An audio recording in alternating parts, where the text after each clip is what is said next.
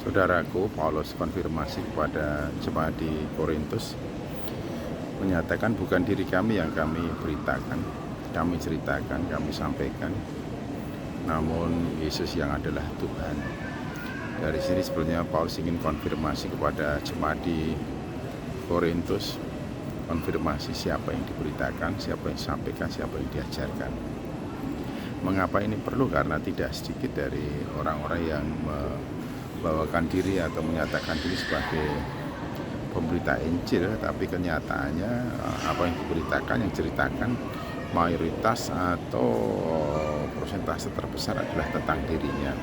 Jadi bukan mengedepankan Kristus, bukan mengedepankan berita Injil, bukan mengedepankan Injil Yesus Kristus, tapi mengedepankan diri sendiri. Untuk apa yang dilakukan?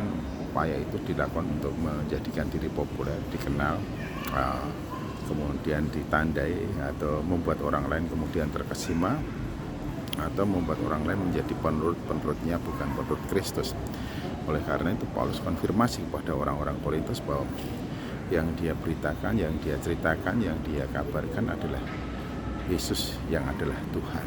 Lalu siapakah Paulus dalam hubungannya dengan Yesus Kristus? Dia katakan, di mana aku adalah hamba Kristus, hamba Tuhan. Jadi Paulus di sini adalah yang utama adalah bagaimana dia mengatakan, menyatakan apa yang seharusnya dinyatakan, yaitu Injil Yesus Kristus yang adalah Tuhan bagi dirinya. Dia adalah abdi yang mengabdi kepada Tuhan Yesus Kristus. Ia melakukan seperti apa yang Tuhan Yesus Kristus inginkan dan kehendaki, dan semua semata dan demi hormat kemuliaan nama, atau bagaimana semua orang tahu bahwa Yesus Kristus adalah Tuhan dan Paulus adalah hambanya. Bahkan ketika Paulus mengkonfirmasi dia adalah hamba Kristus, sekaligus adalah hamba untuk orang-orang Korintus sendiri.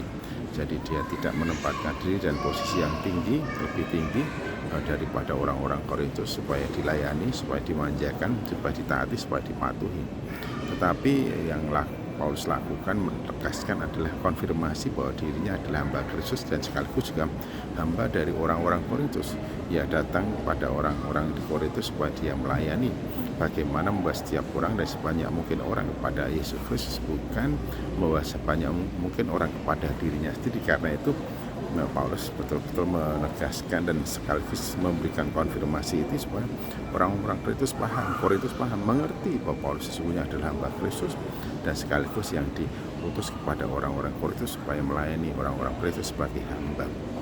Nah, apakah dengan cara demikian kemudian membuat Paulus menjadi rendah, menjadi tidak berharga atau tidak bernilai di mata orang-orang Korintus? Sebetulnya apa yang ditegaskan dan dikatakan oleh Paulus ini sebagai implementasi dari ajaran Tuhan Yesus Kristus. Barang siapa ingin terkemuka di antara kalian, terkemuka, pemimpin atau pendahulu di antara kalian, hendaklah menjadi pelayan-pelayan bagi kalian.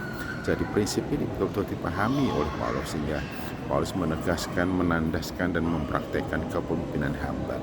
Seorang pemimpin itu sosok pribadi yang dihadirkan di hadapan atau di antara orang-orang yang dipimpinnya sebagai hamba yang mengabdikan diri dan semua kiprah sepak terjangnya demi dan bagi orang-orang yang dipimpinnya, bukan sebaliknya. Bukan pemimpin struktural yang menempatkan diri pada posisi puncak untuk dijunjung tinggi, dihormati dan diperlakukan bak tuan bagi semuanya. Tapi Paulus menegaskan bahwa dia adalah hamba Kristus dan sekaligus diutus kepada orang-orang Korintus untuk menjadi hamba bagi mereka. Puji Tuhan, haleluya.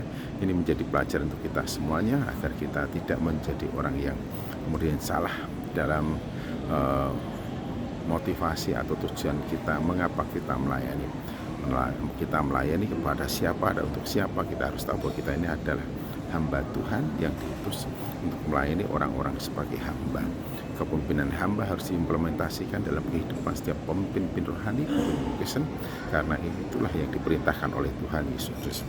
Biarlah apa yang dikatakan, tegaskan oleh Paulus menjadi teladan bagi kita semua.